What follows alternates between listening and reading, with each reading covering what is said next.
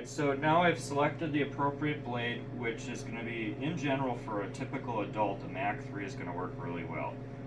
Unless, like we talked about earlier in a different video, you use that hyperangulated blade.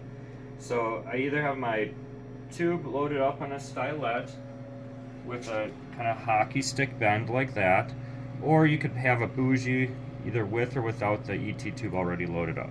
So I'm going to select this because this is a Mach 3, and then I'm going to open the oral opening, making sure that I don't damage the teeth as I enter with the blade. I'm going to gently enter and advance slowly.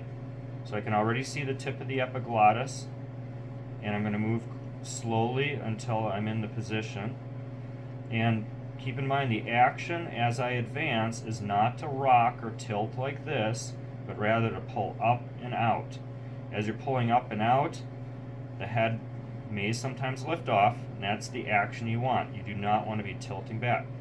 So you can see as I advance, I'm coming into view there, and that's a really good view. And there is distance between my blade and the upper teeth. Just like that. Now I'm going to come in with the ET tube, and I can actually visualize the ET tube passing through the cords. Just like that.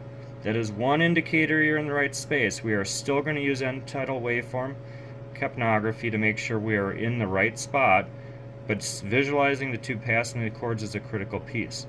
The other thing is you can get a general idea of your depth. We're going to calculate what depth we should be, but we can see it. We're going to pass just a couple centimeters past, and then we're going to know we're in the right spot.